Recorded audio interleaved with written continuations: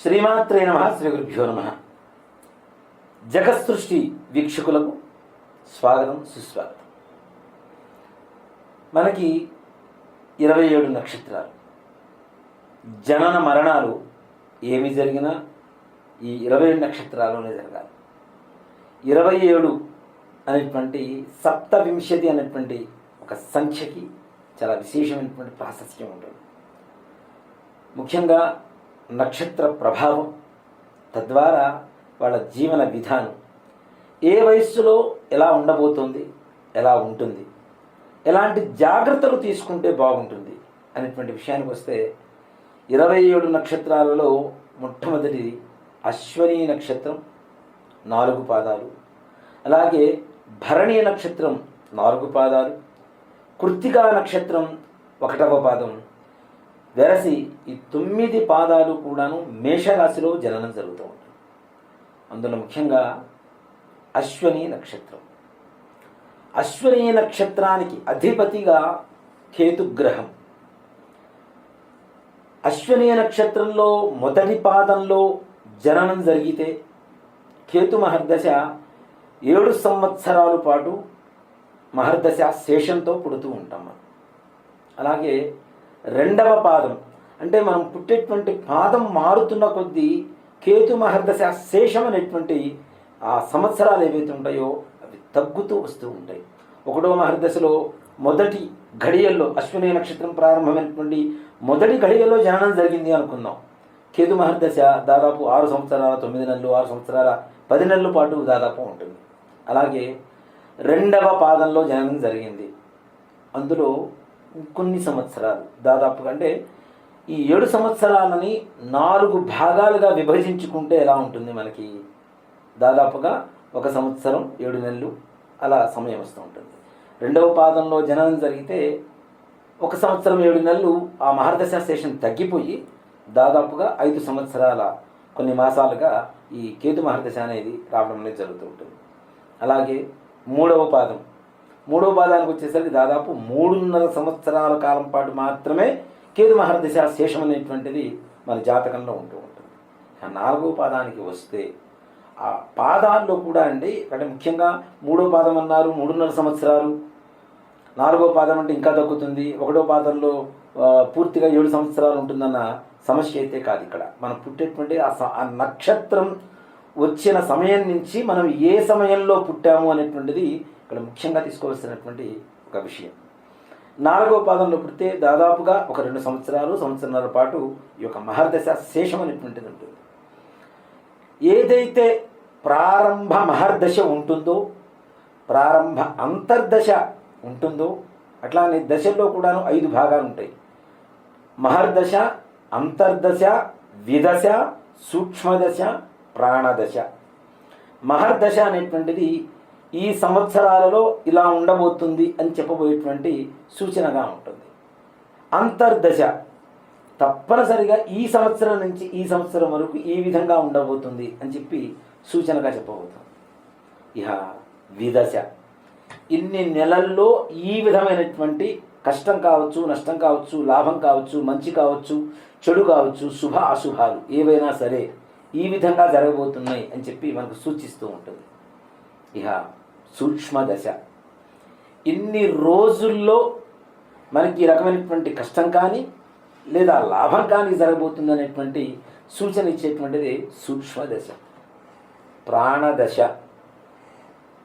ఇన్ని గంటల్లో ఏం జరగబోతుందో సూచించేటువంటి ఒక గొప్ప దశాభాగం ఏదైనా ఉంది అంటే ప్రాణదశ. అంటే దశలు 5 భాగాలు. ఈ దశలను బట్టి మనం పుట్టినప్పటి సమయం నుంచి భవిష్యత్తు ఎలా ఉండబోతుంది అని చెప్పి తెలుసుకోవడానికి చాలా ఉపయోగకరంగా ఉంటూ ఉంటుంది. అలాగే ఇప్పుడు ముఖ్యంగా అశ్వనీ నక్షత్రం కేతు మహర్దశతో ప్రారంభమవుతుంది. కానీ ఈ కేతు గ్రహం మన జాతకంలో ఏ స్థానంలో ఉంది అనేటువంటిది కూడా చాలా ముఖ్యమైనటువంటి విషయంగా పరిగణించాలి మనం. ఎందుకంటే కేతువు జన్మంలోనూ, ద్వాదశంలోనూ లేదా అర్ధాష్టమంలోనూ ఈ యొక్క కుజుడితో కలిసి ఉన్న తప్పనిసరిగా కొన్ని నష్టాలు, కొన్ని లాభాలు కూడా చేకూరుతూ ఉంటాయి. ముఖ్యంగా గ్రహాలు అంటే మనం తిట్టుకుంటూ ఉంటాం, శనిగ్రహం, శనిగాడు, లేదంటే కుజగాడు, ఇట్లా దేవతల్ని కూడా మనం వేరే రకమైనటువంటి భాషతో సంబోధిస్తూ ఉంటాం. ముఖ్యంగా చెప్పాలంటే ఏ గ్రహాలు చెడ్డవి కావు, అన్ని గ్రహాలు మంచివే. వాళ్ళు ఉండేటువంటి స్థానాన్ని బట్టి మనకు వచ్చేటువంటి యోగం అనేది ఉంటూ ఉంటాం, అంతే కదా. కేతుగ్రహం ముఖ్యంగా కుజస్థానం అంటే మేషరాశిలో కానీ, లేదా రెండవ కుజస్థానమైనటువంటి వృశ్చిక రాశిలో కానీ ఉండడం వల్ల మనకు ముఖ్యంగా పితృదోషాలు, సర్పదోషాలు, ఈ విధమైనటువంటి దోషాల కలయి అంటే దోషాలు రావడం అనేది మన జాతకంలో జరుగుతూ ఉంటుంది. అలాగే గురుగ్రహంతో ఎక్కడైనా కలిసి ఉన్నా, అది జన్మస్థానం కావచ్చు, వేరే స్థానం కావచ్చు. అలాగే మీ నక్షత్రాధిపతి అయినటువంటి కేతు గ్రహాన్ని గురుడు జన్మ నుంచి కానీ అంటే కలిసి ఒకే స్థానంలో కలిసి ఉండడం కానీ, లేదా మూడవ రాశి, మీది మేషరాశి కదా, మూడవ రాశి అంటే మిథున రాశి, మిథున రాశిలో ఉండి కేతు గ్రహాన్ని చూస్తూ ఉన్నా, అలాగే గురుగ్రహం 5వ రాశిలో ఉండి మీ యొక్క కేతుగ్రహం స్థితిని వీక్షిస్తూ ఉన్న, దృష్టి కలిగి ఉన్న, తప్పనిసరిగా సర్పదోషాలు, పితృదోషాలు అనేవి కూడా తప్పనిసరిగా వస్తూ ఉంటాయి. ముఖ్యంగా కేతు మహర్దశలో పుట్టడం, కేతువు అధిపతిగా ఉన్నటువంటి అశ్విని నక్షత్రంలో పుడితే మన జీవిత చక్రం ఏ విధంగా ఉంటుంది. మొదటి రాశి నుంచి 4వ రాశి వరకు కేతు మహర్దశ మహా అయితే మన బాల్యంలోనే అతి చిన్న వయసులోనే వెళ్ళిపోతూ ఉంటుంది. అందులో కేతు మహర్దశ ఉండడం కూడా 7 సంవత్సరాల పాటు మాత్రమే ఉంటుంది. కాబట్టి మన బాల్యంలోనే దాదాపుగా వెళ్ళిపోతుంది. మన బాల్యంలో ఉన్నప్పుడు అనారోగ్య పరిస్థితులు ఇట్లాంటివి ఎందుకు వస్తుంటాయి ముఖ్యంగా అంటే, మన నక్షత్రాధిపతి అయినటువంటి కేతువు ఉండవలసినటువంటి స్థానంలో ఉండకపోవటం వల్ల ఈ కేతు మహర్దశలో వచ్చేటువంటి కష్టాలు వస్తాయి. అలాగే కేతువు ఉండవలసినటువంటి శుభస్థానాల్లో ఉండగలిగితే తప్పనిసరిగా కేతువు వల్ల కలిగేటువంటి ఉపయోగాలు కూడా చాలా విశేషంగా ఉంటాయి. అందులో అశ్విని నక్షత్రంలో పుట్టినటువంటి వారికి ఎక్కువగా ముక్తి, భక్తి, పెద్దల పట్ల గౌరవం, ఇలాంటి మంచి లక్షణాలు ఏర్పడుతూ ఉంటాయి. ఎందుకంటే కేతువు ముక్తికారకుడు కాబట్టి, ముక్తి కలగాలి అంటే ఏం చేయాలి, ఎలా చేస్తే బాగుంటుంది అనేటువంటి లక్షణాలు వాళ్ళకి సుసంపన్నంగా చక్కగా బాల్యం నుంచే వాళ్ళకి అలవాటు చేసుకునేటువంటి పరిస్థితి కూడా కనపడుతూ ఉంటుంది. అలాగే మరి కేతు మహర్దశ దాదాపుగా 7 సంవత్సరాలకు వెళ్ళిపోతుంది, లేదా 2 సంవత్సరాలు 3 సంవత్సరాలకి, లేదు నక్షత్రం చివరి క్షణాలలో, చివరి లిప్త కాలం, లిప్త అంటే మనం కనురెప్ప కొట్టి తెరిచేంత కాలాన్ని లిప్త కాలం అంటాం. ఆ లిప్త కాలం నక్షత్ర సంధి సమయంలో పుట్టిన కేతు మహర్దశ దాదాపుగా 2 రోజులు 3 రోజులు, ఒక 6 నెలలు 3 నెలల పాటు కూడా ఉంటుంది. తదుపరి వచ్చేటువంటిది వీరికి నిజంగా చెప్పాలి అంటే బాల్యం నుంచి అంటే పుట్టినప్పటి నుంచి 7 సంవత్సరాల తర్వాత వచ్చేటువంటి మహర్దశ శుక్ర మహర్దశ. చూడండి, చాలామందికి కూడాను ఎవరైనా మంచి యోగ స్థితిలో ఉంటే వీడికి శుక్ర మహర్దశ పట్టిందిరా అంటూ ఉంటారు. అంటే శుక్రుడు భోగకారకుడు, కేతువు ముక్తికారకుడు, శుక్రుడు భోగకారకుడు. భోగం అంటే ఏమిటి?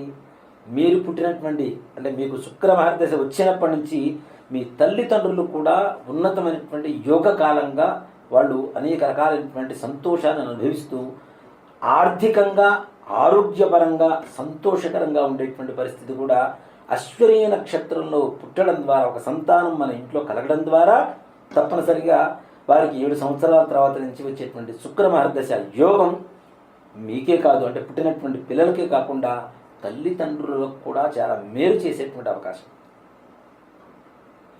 శుక్ర మహర్దశ అంటే ఏంటి? మనకి నిజంగా ఆకలేస్తుంది, మధ్యాహ్న సమయం అయింది, భోజనం కావాలి, కానీ వీళ్ళు కోరుకున్న దానికంటే అధిక మోతాదులో ఇచ్చేటువంటి గ్రహం, శుభగ్రహం ఏదైనా ఉందంటే అది శుక్రగ్రహం అనే చెప్తాం. శుక్రుడు ఆకలేసిన సమయానికి అన్నం కాదు, బిర్యానీ తెచ్చి పెడతాడు. నిజంగానే మంచినీళ్ళు దాహం వేస్తుంది, ఎక్కడ ఏమీ కనపట్టలేదు. ఎవరో ఒకరి ద్వారా, అంటే శుక్రగ్రహం బాగుంది కదా అని శుక్రుడి వైపు మనకి మంచినీళ్ళు తీసుకొచ్చి ఇవ్వడు సుమి, ఎవరో ఒకరి ద్వారా చల్లని పానీయాలు అంటే కూల్ డ్రింక్స్ కానివ్వండి, అంటే ఇక్కడ అవసరమైనది మంచినీళ్ళే, కానీ అవసరానికి మించినటువంటి సుఖాలని, సంతోషాలని, భోగాలని, భాగ్యాలని ఇచ్చేటువంటి వాడు శుక్రుడు. అందులోనూ ఈ శుక్ర మహర్దశ ప్రారంభం నుంచే మీకు తెలియకుండానే మీ పిల్లల్లో తప్పనిసరిగా ఒక రకమైనటువంటి కళాత్మక సృష్టి అనేటువంటిది, ఒక క్రియేషన్ అనేటువంటిది కూడా మనకు తప్పనిసరిగా అక్కడి నుంచి ప్రారంభమవుతూ ఉంటుంది. అందుకని చూడండి, మనకి ఎక్కువగా సినిమాలు ఇట్లాంటివన్నీ కూడా శుక్రవారమే రిలీజ్ అవుతూ ఉంటాయి. దేనికి అంటే శుక్రుడు కళలకు అధిపతి కాబట్టి శుక్రవారం ఎక్కువగా మనం కళలకు సంబంధించినటువంటి పనులన్నీ కూడా చేస్తూ ఉంటాం. కాబట్టి ఈ అశ్విని నక్షత్రం 7వ సంవత్సరం నుంచి 27 సంవత్సరాల లోపల వీళ్ళ జీవితం అతి తొందరగా స్థిరపడేటువంటి యోగం. అది ఉద్యోగం కావచ్చు, వ్యాపారం కావచ్చు, వృత్తి కావచ్చు, మరే ఇతరమైనటువంటి అంటే మనం ఆర్థికపరమైనటువంటి సంపాదన కోరుకునేటువంటి వ్యవహారాలలో ఎందులో అయినా సరే అతి తొందరగా స్థిరపడేటువంటి యోగం. ముఖ్యంగా భక్తి, పెద్దల పట్ల గౌరవం, ఈ రెండు ఉన్న కారణం చేత అతి తొందరగా వారికి ఎక్కడా కూడాను చెడు అనేటువంటిది అతి తక్కువగా జరుగుతూ 27 సంవత్సరాల లోపల వాళ్ళ జీవితం స్థిరపడటం అనేది జరుగుతుంది. తదుపరి రవి మహర్దశ అంటే 27 సంవత్సరాల తర్వాత రవి మహర్దశ అనేటువంటిది ప్రారంభమవుతుంది. మీరు ఇంతకాలం సంపాదించినటువంటి సంపాదన అంటే 27 సంవత్సరాల లోపల జీవితం స్థిరపడిపోతే ఆర్థికంగా బలపడిపోతారు. కాబట్టి రవి మహర్దశ దగ్గర నుంచి చూసుకుంటే వారికి విశేషమైనటువంటి రాజయోగం కావచ్చు, వ్యాపారం సొంతగా స్థాపించేటువంటి పరిస్థితులు కావచ్చు, ఉద్యోగాలలో కూడా ఉన్నతమైనటువంటి యోగానికి అంటే ఉన్నటువంటి స్థానంలో చేరేటువంటి అవకాశం కూడా ఈ యొక్క అశ్విని నక్షత్రం వారి జాతకంలో ఉంటుంది. తదుపరి చంద్ర మహర్దశ. రవి మహర్దశ 6 సంవత్సరాలు, శుక్ర మహర్దశ 20 సంవత్సరాలు, కేతు మహర్దశ 7 సంవత్సరాలు, 33 సంవత్సరాలు వెళ్ళిపోయిన తర్వాత వీరి జాతకం చంద్ర మహర్దశతో ప్రారంభమవుతుంది. 33 సంవత్సరాల నుంచి 43 సంవత్సరాల వరకు దాదాపు కూసింత మనస్తాపానికి లోనయ్యేటువంటి అవకాశాలు కూడా కనపడుతూ ఉంటాయి. ముఖ్యంగా అతి చల్లదనం వల్ల వచ్చేటువంటి అనారోగ్య పరిస్థితులు కావచ్చు, అలాగే మానసికమైనటువంటి అప్రశాంతత అంటే కుటుంబంలో చిన్న చిన్న చికాకులు, పిల్లలు మాట వినకపోవడం, ఇలాంటి ఈ రకమైనటువంటి సమస్యలతో ఎక్కువగా కొంతవరకు సతమతమయ్యేటువంటి పరిస్థితులు కూడా ఉంటాయి. సంపాదించినటువంటి సంపాదన దాచుకోవడానికి కావాల్సినటువంటి పరిస్థితులు ఇలాంటివి కూడా. ఇక 43 సంవత్సరాల దగ్గర నుంచి కుజ మహర్దశ 7 సంవత్సరాల పాటు ఉంటుంది.